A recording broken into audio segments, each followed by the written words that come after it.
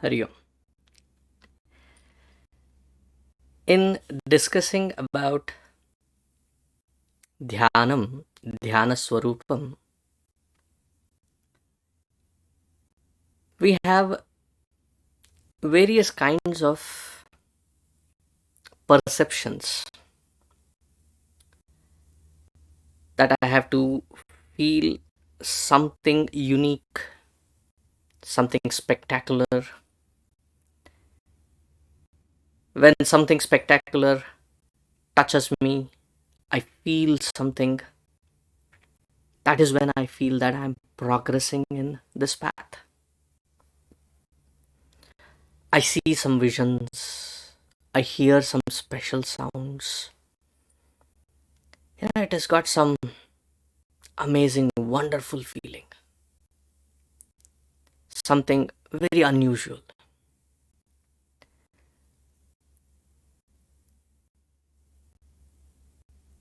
Being rooted in, abided in one's own true nature, it has got nothing to do with the sense of feeling, the sense of hearing, or a special, wondrous thing. Once I was with a great Mahatma Ji, and we had a very loving relationship. I should say I was pampered a lot because I was allowed to ask all kinds of questions to him. People would normally be afraid asking such questions, but I would keep asking. One such question was, Swamiji, you are established in that Brahma Tattva. How does realization feel? He kept avoiding throughout the interaction. I was there for about 11, 12 days. He kept avoiding it. But one day he conceded and responded to that question. He said, it is something like, you have these glasses on your face. But many times it happens to us that we keep searching for it. And then when somebody points saying, hey, what are you searching? Can I help you? I said, I don't know where I have kept my glasses. I have been searching for it all around. And they have a mischievous smile on their face and they said, oh, really? Can you see clearly? I said, mm-hmm. How do you think it is possible? Then you place your hands and then say, okay. That moment when you realize that the vastu that you are searching is right there and you have never lost it. In fact, even the search, the clarity with which we are searching is because of its presence. And it has always been here. How does one feel? So Mahatma Ji concluded, he said, it is a very humbling feeling that which is obviously there all throughout, that because of which I can see, hear, taste, smell. I don't know how I missed it all this along. That I was this foolish, that I did not realize that it was right here. So it's a very humbling feeling. That experience humbles you down. So it's not something spectacular like how we imagine it to be. Then what is the true nature of this meditation? So we right from beginning have this addiction to the field of actions, karma. Because right since we were born, I do something, that is when my stomach gets filled.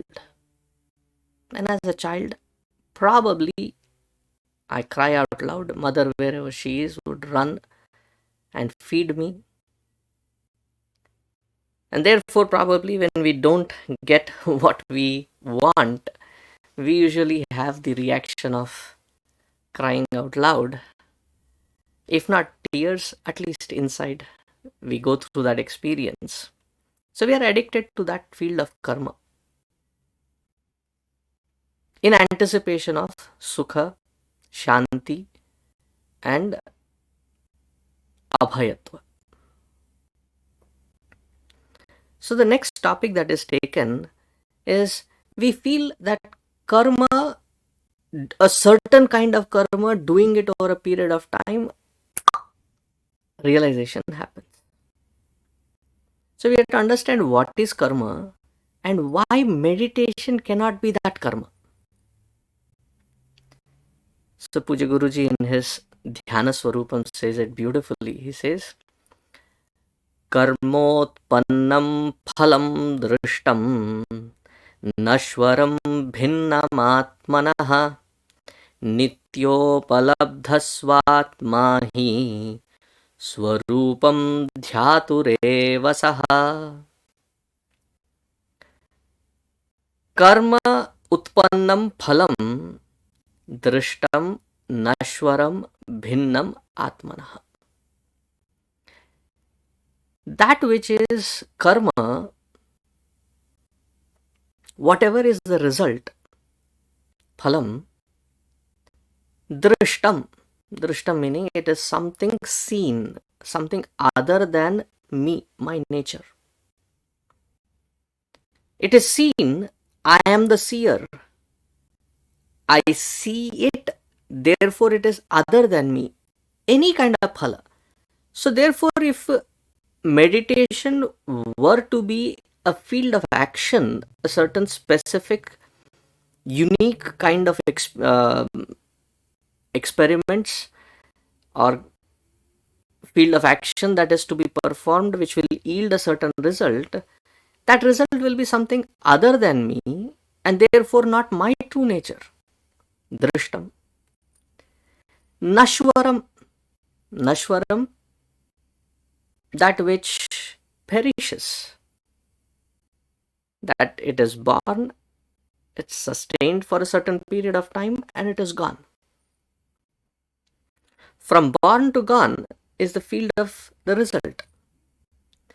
If the result of meditation is again such fleeting, temporary kind, I already have such. Enjoyments come, enjoyments go. I don't need to add a burden of another layer of dedication, devotion, discipline to create the special kind of enjoyment or the result, which is of the nature of, because if it is a karma, karma's phala, that phala is going to be nashwara, temporary. Therefore, it cannot be karma. Meditation cannot be karma.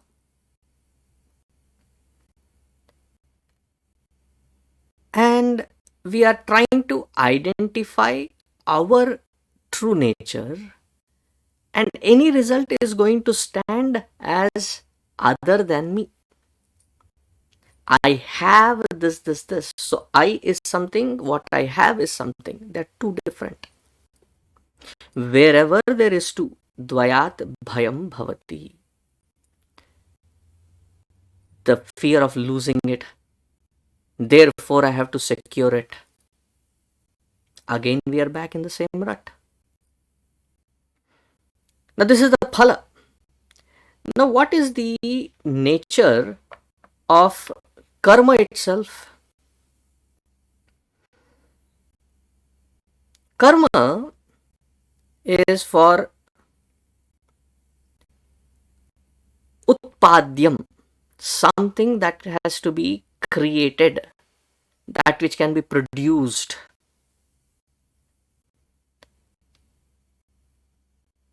If Atma is, or that Shuddha Chaitanya, my true nature, is something that which is produced, which has a date of birth as a result of my action, then along with the DOB, date of birth, there is going to be a DOD.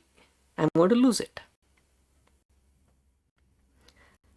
Then karma is performed, the nature of karma is that it is vikaryam. Vikaryam, something that is used as a method to bring in a change, modification. If existential reality changes, what is its opposite? Non-existence. If existence becomes non-existent, then it was never existent in first place. Therefore, karma cannot yield this result of Shuddha Chaitanya as my experience. Because karma's nature is vikaryam. Okay, if it is not vikaryam, maybe samskaryam. I already have it, I just have to purify it. Anything that you purify now, leave it to time and space, it is going to accrue a lot of contamination, and or it will become stale.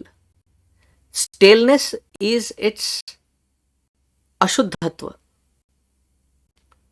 So it cannot be something which is samskaryam. Then apyam, I don't have it, I just have to gain it.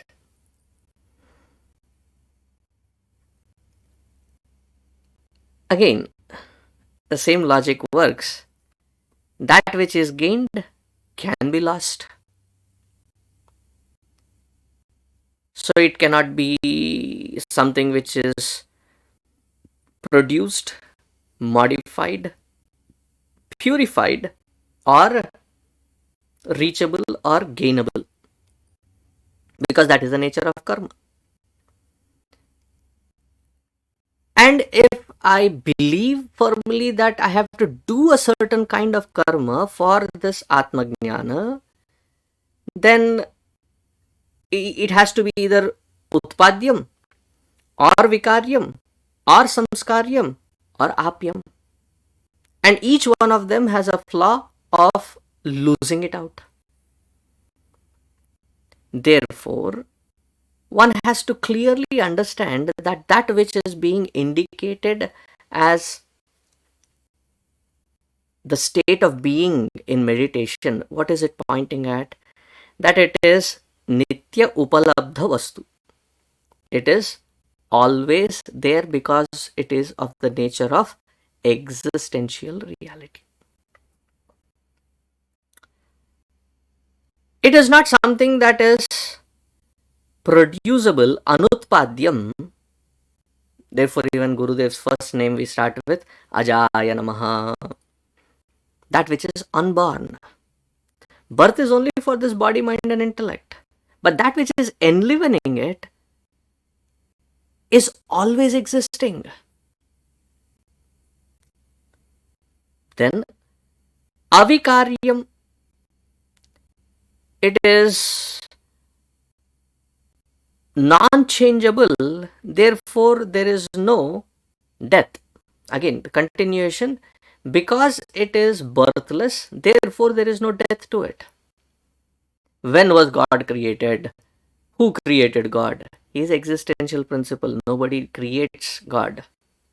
That who created time is called God. So when you ask when was God created, it should be before time. Therefore timeless. Avikaryam. And asamskaryam. That which is nitya has to be shuddha, purified, or ever pure. It is only our this equipment of the body, mind, intellect, and the identification with it at all levels, which has to be purified and fine tuned. But that which is enlivening it is Nitya Shuddha Vastu. It is ever pure. There is no point to say, purely pure. If it is pure, it is pure. So consciousness is verily the embodiment of purity. Hence, meditation is that effortless state of being, effortless awareness that I am this immutable, impeccable, unchanging state of reality or existence. Therefore, any field of karma that I take, or those who sell that this kind of karma you do and you will realize, is not going to be the right method, and that cannot be called as realization. Therefore, dhyana cannot be karma. What about the upasana or japa, all these kinds of things? Well, all of them are karma only, right? You're doing something. Therefore, the doing is negated with this. But then, out of compassion, Guruji takes that topic as well. That which is called upasana, what is its nature? That which is called japa, what is its nature? And why it cannot be ascertained as meditation. So that we will see in our next one.